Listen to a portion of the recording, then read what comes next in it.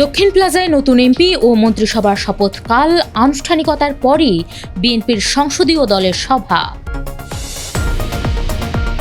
সহিংসতার প্রতিবাদে জামায়াতের নেতৃত্বে বিক্ষোভ ভালো লক্ষণ নয়, মন্তব্য বিএনপি নেতার। ডিজিটাল ব্যাংকের লাইসেন্সের সভা স্থগিতের দাবি, গভর্নরের বিরুদ্ধে পক্ষপাতের অভিযোগ। রোজায় ব্যাংক ও পুঁজিবাজারে লেনদেন সময় কমল, বাংলাদেশ ব্যাংকের প্রজ্ঞাপন। পশ্চিম তীরের ভূমিকে রাষ্ট্রীয় সম্পত্তি করার প্রস্তাব অনুমোদন ইসরায়েলের, আরব বিশ্বের প্রতিবাদ। স্বাগত জানাচ্ছি দ্য বিজনেস স্ট্যান্ডার্ডের নিয়মিত আয়োজন টিবিএস রাত ৮টার সংবাদে। সঙ্গে আছি আমি বর্ণা দাস। দেখছিলেন সংবাদ শিরোনাম, এবার বিস্তারিত। নবনির্বাচিত সংসদ সদস্য ও নতুন মন্ত্রিসভার সদস্যদের শপথকাল সাধারণত বঙ্গভবনের দরবার হলে অনুষ্ঠিত হয় মন্ত্রিসভার শপথ, আর সংসদ সদস্যরা শপথ নেন জাতীয় সংসদ ভবনের শপথ কক্ষে। তবে প্রচলিত এই রীতি ভেঙে প্রথমবার মন্ত্রিসভার শপথ অনুষ্ঠিত হচ্ছে জাতীয় সংসদ ভবনের দক্ষিণ প্লাজায়। রাষ্ট্রপতি মোহাম্মদ শাহাবুদ্দিন বিকেল ৪টায় বিএনপি চেয়ারম্যান তারেক রহমানের নেতৃত্বে গঠিত নতুন মন্ত্রিসভার সদস্যদের শপথ বাক্য পাঠ করাবেন।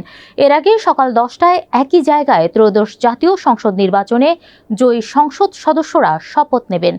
প্রধান নির্বাচন কমিশনার এএমএম নাসির উদ্দিন তাদের শপথ পড়াবেন। অনুষ্ঠানের পর সংসদীয় দলের সভা ডেকেছে ত্রয়োদশ সংসদ নির্বাচনে বিজয়ী দল বিএনপি। দলের স্থায়ী কমিটির সদস্য সালাউদ্দিন আহমদ ১৬ ফেব্রুয়ারি সোমবার বলেন, মঙ্গলবার শপথ অনুষ্ঠান শেষে বেলা 11:30টায় সংসদ ভবনে এই সভা হবে। এই সভায় সংসদ নেতা নির্বাচন হবেন। সারা দেশে নির্বাচন পরবর্তী সহিংসতা, নির্যাতন, নিপীড়ন, হত্যা, ধর্ষণের প্রতিবাদে বিক্ষোভ সমাবেশ করেছে জামায়াতে ইসলামী। ১৬ ফেব্রুয়ারি সোমবার বিকেল 4:30টায় রাজধানীর বায়তুল মোকাররমের উত্তর গেটে এই কর্মসূচি শুরু হয়। সংশ্লিষ্টরা জানান, এই বিক্ষোভ মিছিল ও সমাবেশে বাংলাদেশ জামায়াতে ইসলামী সহ 11 দলীয় নির্বাচনী জোটের দলগুলো অংশগ্রহণ করে। এই কর্মসূচির সমালোচনা করেছেন বিএনপির স্থায়ী কমিটির সদস্য মেজর অবসরপ্রাপ্ত হাফিজ উদ্দিন আহমদ। তিনি বলেছেন, এটা ভালো লক্ষণ নয়। দুপুরে রাজধানীর মহাখালীতে রাওয়া ক্লাবে মুক্তিযুদ্ধের প্রধান সেনাপতি জেনারেল অবসরপ্রাপ্ত এমএজি ওসমানীর ৪২তম মৃত্যুবার্ষিকী উপলক্ষে আয়োজিত আলোচনা সভার পর সাংবাদিকদের সঙ্গে আলাপকালে একথা বলেন তিনি। নবনির্বাচিত সরকার গঠনের প্রক্রিয়া চলাকালে তড়িঘড়ি করে ডিজিটাল ব্যাংকের লাইসেন্স প্রদানের উদ্যোগের প্রতিবাদ জানিয়েছে বাংলাদেশ ব্যাংকের কর্মকর্তা কর্মচারীদের সংগঠন Bangladesh bank officers welfare council. সংগঠনটি এ লক্ষ্যে আহ্বান করা পর্ষদ সভা স্থগিতের দাবি জানিয়েছে। ১৬ ফেব্রুয়ারি সোমবার কেন্দ্রীয় ব্যাংকের কার্যালয়ে আয়োজিত এক সংবাদ সম্মেলনে কাউন্সিলের নেতারা এই দাবি জানান। সংবাদ সম্মেলনে সংগঠনের সাধারণ সম্পাদক গোলাম মোস্তফা শ্রাবণ বলেন, যে গোষ্ঠীর পক্ষে ডিজিটাল ব্যাংক লাইসেন্স প্রদানের তোড়জোড় চলছে, গভর্নর পূর্বে সেই গোষ্ঠীর একটি ব্যাংকে চেয়ারম্যান হিসেবে দায়িত্ব পালন করেছেন।